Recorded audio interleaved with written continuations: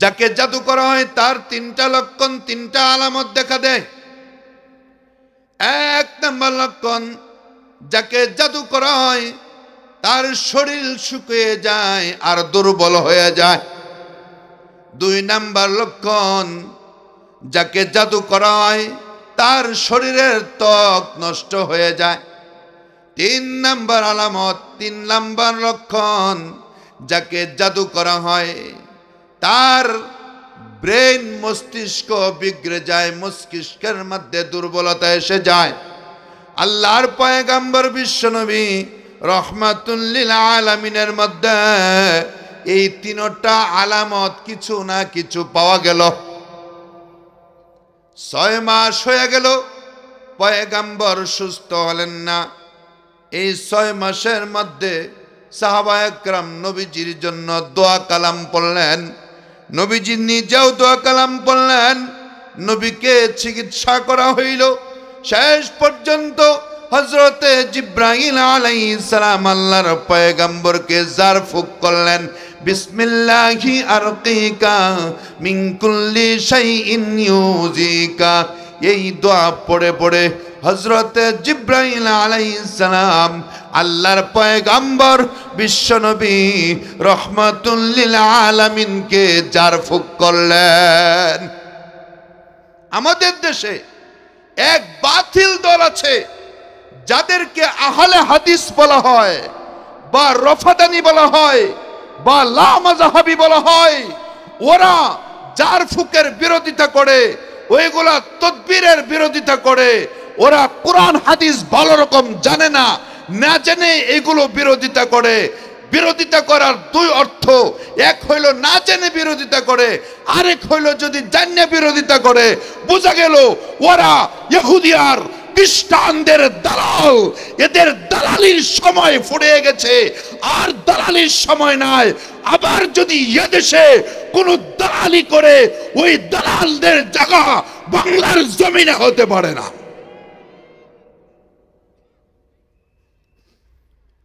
আল্লাহর পয়গম্বর বিশ্বনবীকে জাদু করার পরে পয়গম্বরের মধ্যে তিনটি আলামত, তিনটি লক্ষণ পাওয়া গেল। 6 মাস হয়ে গেল, আল্লাহর পয়গম্বর সুস্থ হলেন না।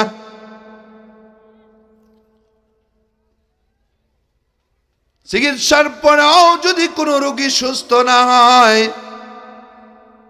বোঝা গেল তার এই ব্যাধি মরণ ব্যাধি।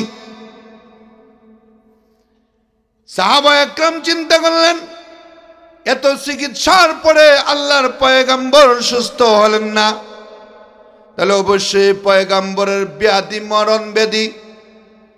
আল্লাহর পয়গম্বর যদি দুনিয়ার থেকে বিদায় হয়ে যান, আমাদেরকে সুখে দুঃখে কে আমাদের পাশে থাকবে? আমরা পরামর্শ আনার জন্য কার কাছে যাব? আমরা কার নুরানি চেহারা দেখে থাকবো? সাহাবায়ে কেরাম মদিনার গড়ে গড়ে কান্নার আওয়াজ তুলল। নারীরাও কান্দে, পুরুষেরাও কান্দে, ছোট বড় সকলের মধ্যে এক কান্নার আওয়াজ। 6 মাস 3 দিন হয়ে গেল, আল্লাহর পয়গম্বর বিশ্বনবী ঘুমাইলেন। নবীজি স্বপ্ন দেখেন, 2 জন ফেরেশতা আসলো। একজন ফেরেশতা নবীজির মাথার কাছে দাঁড়াইলো, আরেকজন ফেরেশতা নবীজির পায়ের কাছে দাঁড়াইলো। মাথার কাছের ফেরেশতা প্রশ্ন করে, নবীর কি হলো রে? পায়ের কাছের ফেরেশতা জবাব দেয়, নবীকে জাদু করা হয়েছে। আবার মাথার কাছের ফেরেশতা প্রশ্ন করে, কে কেমনে জাদু করলো? পায়ের কাছের ফেরেশতা জবাব দেয়, ইহুদিদের ষড়যন্ত্রে লবিদ নামক ইহুদি জাদু করলো। নবীজির ইহুদি খাদেম ছিল, ইহুদি খাদেমের মাধ্যমে নবীজির চুল আর চিরুনি সংগ্রহ করলো। নবীজির চুলের মধ্যে 11টি গিরো দিল, 11টি কুফরি কালাম পড়িয়া ফু দিল। মূর্তি বানাইয়া মূর্তির মধ্যে 11টি সুই ঢুকাইলো, 11টি কুফরি কালাম পড়লো। অথবা নবীজির চিরুনির 11টি দাঁত ভেঙ্গে মূর্তির মধ্যে ঢুকাইলো, 11টি কুফরি কালাম পড়লো, এইভাবে আল্লাহর পয়গম্বরকে জাদু করলো। আবার মাথার কাছের ফেরেশতা প্রশ্ন করে, এই জাদু মন্ত্র কোথায় রাখা হইল? পায়ের কাছের ফেরেশতা জবাব দেয়, মদিনার জুরাইক বংশের খুব ইন্দিরা এর নিচে রাইকা পাথর দেয়া চাপ দিয়ে রাখা হয়েছে। আবার মাথার কাছের ফেরেশতা প্রশ্ন করে, তাহলে এখন কি করতে হবে? পায়ের কাছের ফেরেশতা জবাব দেয়, এই জাদু মন্ত্র উঠাইতে হইবে। আল্লাহর পয়গম্বর বিশ্বনবী রহমাতুল লিল আলামিন স্বপ্নে দেখলেন, নবীর কাছে স্বপ্নের যুগে এই ওহী প্রেরণ করা হইল। আল্লাহর পয়গম্বর বিশ্বনবী ঘুম থেকে উঠলেন, হযরতে আলীকে ডাক দিয়ে বলেন, আলী, আমাকে জাদু করা হয়েছে, এই জন্য এতদিন পর্যন্ত আমি সুস্থ হইলাম না।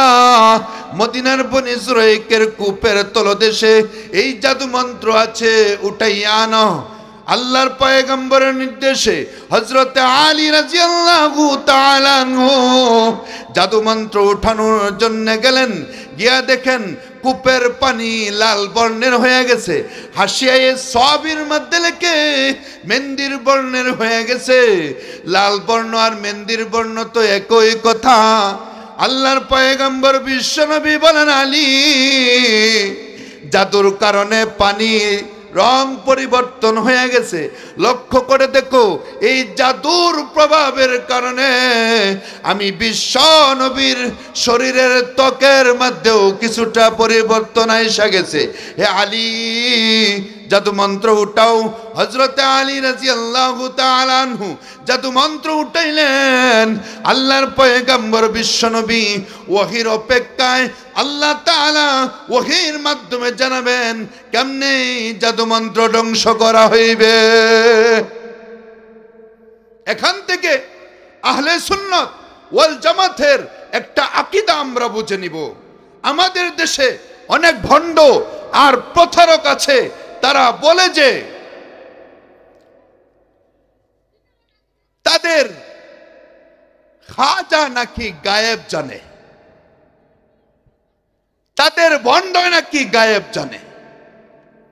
আরে, যেখানে আল্লাহর রাসূল গায়েব জানেন না, রাসূল যদি গায়েব জানতেন তাহলে 6 মাস 3 দিন অপেক্ষা করে স্বপ্নের যুগে ফেরেশতাদের মাধ্যমে জেনে ওই জাদু মন্ত্র উঠানোর প্রয়োজন ছিল না। নবীজি আগেই বলে দিতেন আমাকে জাদু করা হয়েছে। যেহেতু স্বপ্নের মাধ্যমে ও ফেরেশতার মাধ্যমে নবীকে জানাইতে হইল, এরপরে নবী জানতে পারলেন। বুঝা গেল বিশ্ব নবী গায়েব জানেন না। নবী যদি গায়েব না জানেন তাহলে কোন নবী, কোন ওলি, কোন গৌস, কোন পীর আর কোন ভণ্ড প্রতারক গায়েব জানতে পারে না। যদি বলে গায়েব জানে তাহলে নিঃসন্দেহে সে ভণ্ড এবং প্রতারক, মানুষের ঈমান নষ্ট করার জন্য সেই ইহুদিদের আর খ্রিস্টানদের দালালি করতেছে। আমি এই মর্মে আপনাদেরকে একটা সত্য ঘটনা শোনাইতে চাই। সম্যগঞ্জের পীর সাহেবের নাম শুনছেন? বন্ড। তার এক মুরিদ আছেন গোপালপুর দুফাকান্দি, এক মাস্টার সাহেব, অন্ধভক্ত। আওয়ামী লীগ ক্ষমতায় যাওয়ার পরে মাস্টার করতো বিএনপি, আওয়ামী লীগ ক্ষমতায় যাওয়ার পরে তার হুন্ডা নিয়ে গেছে বলা হয়। আমার কাছে আসলো তাবিজের জন্য। তখন আমি বড়রিয়া মাদ্রাসা পড়াই। আমি সেই মেয়ে, আমার কাছে তাবিজের জন্য আসছেন কিয়া? আপনার বাবার তো দিলের চোখ খোলা, সব দেখে মেয়া। আপনার হুন্ডার কোন দিকে নিয়ে যাইতেছে দেখতেছে। আপনাদের আকীদা মতে তিনি তো গায়েব জানেন, তাহলে তিনি তো আগের থেকে জানেন আপনার হুন্ডা নিয়ে যাবে, আপনাকে বললো না কেন? ওই হুজুর ঠিকই তো বলছেন, আমার তো এটা ব্রেইনে ছিল না।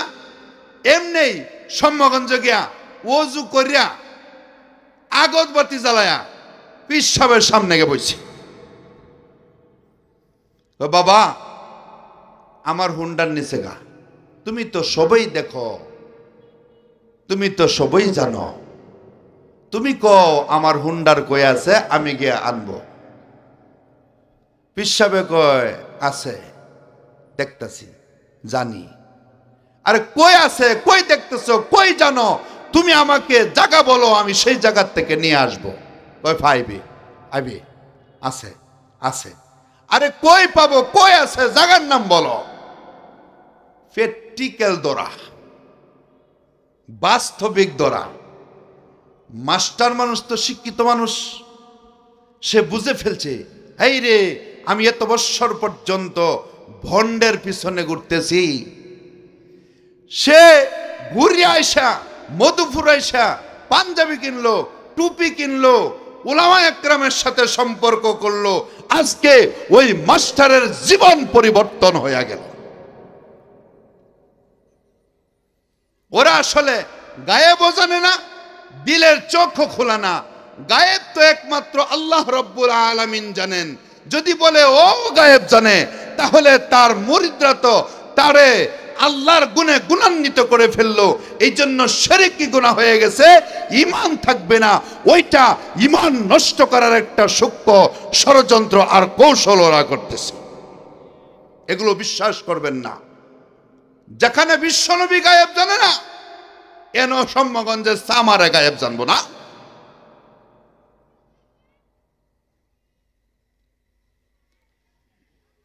আল্লাহর পয়গম্বর বিশ্বনবী রাহমাতুল লিল আলামিন গায়েব জানেন না।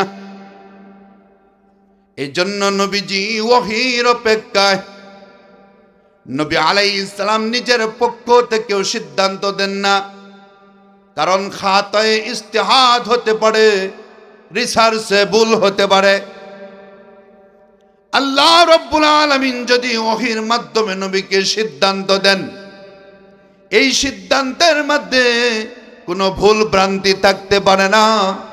আল্লাহ রাব্বুল আলামিন নিজেই কোরআনে বলেন, ওয়ামা ইয়ানতিকু আনিল হাওয়া ইন হুয়া ইল্লা ওয়াহয়ুন ইউহা। মুহাম্মদ হরগজ না গুফতা তা না গুফতা জিব্রাইল, জিব্রাইল হরগজ না গুফতা তা না গুফতা রব্বুল জলিল। আল্লাহ রব্বুল আলামিন হযরতে জিব্রাইল আলাইহিস সালামের মাধ্যমে ওহী নাজিল করলেন। হযরতে জিব্রাইল আলাইহিস সালাম আল্লাহর পয়গম্বর বিশ্বনবীর সামনে আসলেন।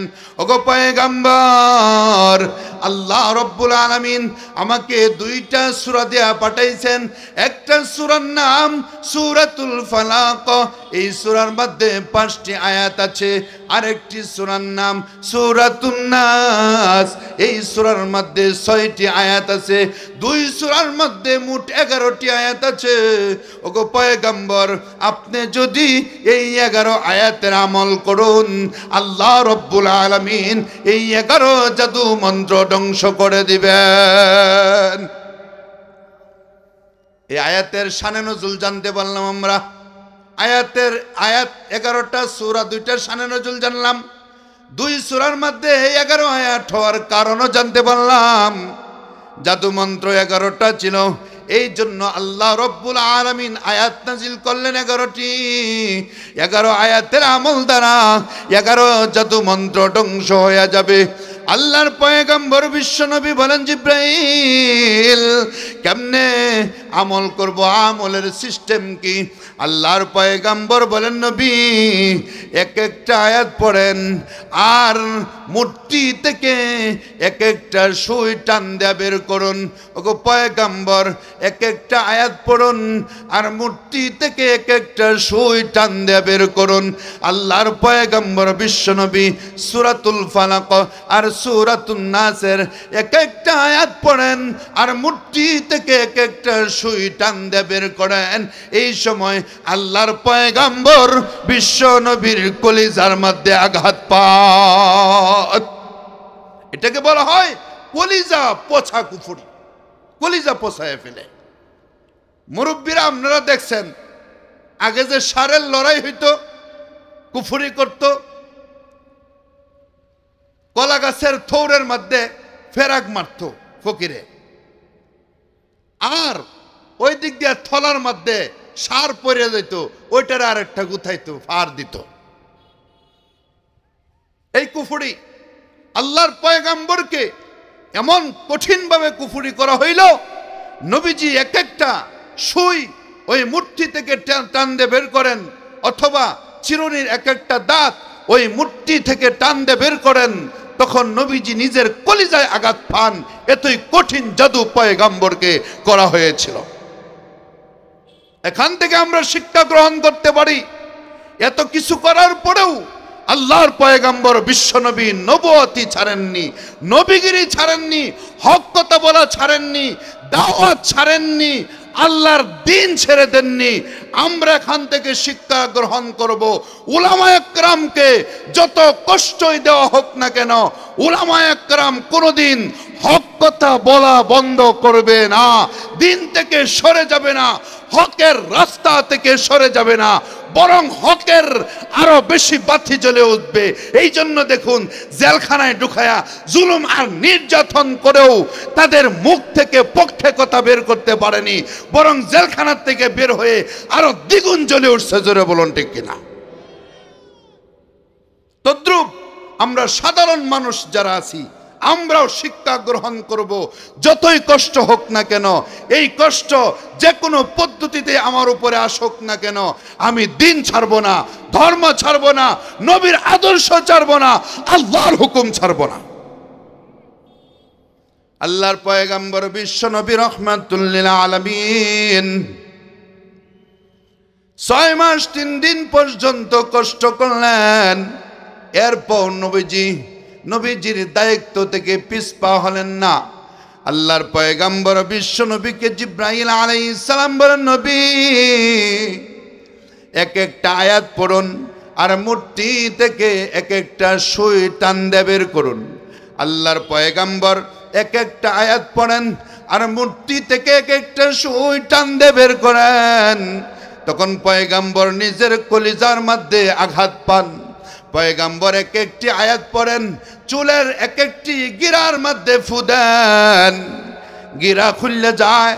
এইভাবে 11টি আয়াত পড়লেন, 11 গিরার মধ্যে ফু দিলেন, 11টি গিরা খুললে গেল। জিব্রাইল বলেন, নবী আপনি 2 হাতের মধ্যে ফু দেন, মাথা থেকে নিয়ে 2টা হাত টানিয়া পায়ের তালু পর্যন্ত নেন। নবীজি তাই করলেন। এই 2 সূরার 11 আয়াতের উপরে আমল করার কারণে আল্লাহর পয়গাম্বর বিশ্ব নবীর সুস্থতা লাভ করলেন। জাদুমন্ত্র ধ্বংস হয়ে গেছে। ও দোস্ত, এই পর্যন্ত শেষ না, তবে একটা কথা আমি আগে বলে নেই, সেটা হলো আমাদের সমাজে এখনো অনেক মানুষ আছে কয় যে কোরআন শরীফটা আস্তে আস্তে কাম হয়, কুফুরিটা তাড়াতাড়ি কাজ হয়, ফকিরের কাছে যা, কয় কি না? এই কথা যদি কেউ বলে তার ঈমান নষ্ট হয়ে যাবে। কেন? কোরআন হলো আল্লাহর কালাম আর কুফরি হইল শয়তানের কালাম। বলে কুফরি শয়তানের কালাম কেমনে? এটা কোরআনে আছে। সুলাইমান আলাইহিস সালাম ইন্তিকালের পরে শয়তান ইমানদারদের ঈমান নষ্ট করার জন্য জাদুর বই লিখলো, লেখা মাটির নিচে গাড়িয়ে রাখছে। মানুষের ভেষ ধরে মানুষের সামনে গেল আর বলল সুলাইমান নবী ছিল না, সে জাদুকর ছিল, ধরা পড়বে, এই জন্য জাদুর বই মাটির নিচে গাড়িয়ে রাখছে। নাউযুবিল্লাহ। আল্লাহ বলেন, ওয়ামা কাফারা সুলাইমান ওয়ালাকিন্নাশ শায়াতিন কাফারু। আল্লাহ রাব্বুল আলামিন বলেন, আমার সুলাইমান পয়গাম্বর কুফরি করেননি, বরং শয়তান কুফরির বই লেখা ষড়যন্ত্র করলো মানুষের ঈমান নষ্ট করার জন্য। মানুষ এই কুফরি কালামের বই উঠাইলো। এই কুফরি কালাম সর্বপ্রথম ইহুদিদের কাছে আসলো। ইহুদিদের থেকে এই কুফরি কালাম আরবের মুশরিকদের কাছে আসলো। মুশরিকদের থেকে এই কুফরি কালাম আমাদের বাংলাদেশের